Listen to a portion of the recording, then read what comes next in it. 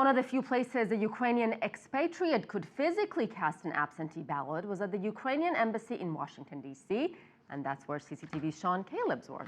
Yeah, to me, this was a very fascinating aspect of this. 45 million people living in the Ukraine, about 50,000 registered Ukraine voters here in the United States, and they were able to cast ballots in 4 locations: at a Ukraine consulate in San Francisco, Chicago, at consulate in New York, and then at the U.S. Embassy here in Washington, D.C., where there are 6,000 registered voters in this region. Ukrainian Oleg Voloshin wants to show his pride by wearing an embroidered shirt traditional to his nation. Custom dictates that a mother craft one for her son to bring good fortune. Voloshin is one of 50,000 registered Ukrainian voters living in the United States. And by casting his ballot at the Ukrainian Embassy in Washington, D.C., he hopes to bring good fortune to his homeland. So this is pivotal elections for Ukraine because this is our last hope, I would say, to change Ukraine for better, to make it more democratic and bring happiness to all people who live in Ukraine.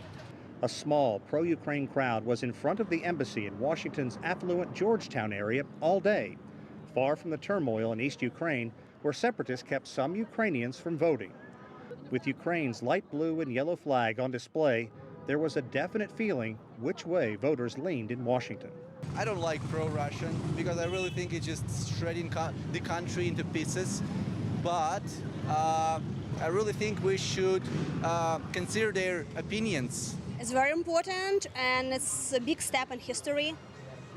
And we hope that they will change life what we have now. Viktor Nebesniuk is one of the official election observers, a Ukrainian volunteering his time at the embassy all day to make sure the vote is fair, legal, and goes off without problems. Well, as you know, right now in Ukraine we have a lot of problems, and this election can fix everything.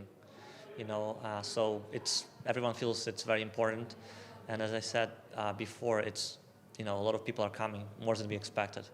Separated by distance, Ukrainians say they appreciate the opportunity to vote here. And by having a say in the presidential outcome, they don't feel as powerless in a conflict that to them hit home. It means that we feel attached to our country very strongly, and we would like to show this by voting. U.S. President Barack Obama weighed in on the historic election, praising voters for turning out in Ukraine despite threats of violence and violence in areas. Obama says the election is an important step forward to unify the country and to reach out to all its citizens. And he goes on to say the U.S. is looking forward, Asiye, to working with the new president.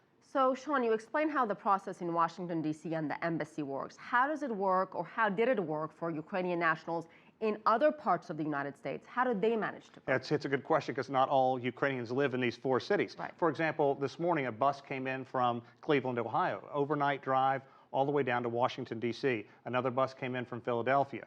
But it's not just by geography. And if you lived in Alaska and you were a Ukraine registered voter, you didn't vote in San Francisco, Chicago, you had to come all the way to Washington, D.C. So it is not a solution to all the problems, but it certainly made a lot of Ukrainians feel closer to home today. All right. Thank you so much, Callebs.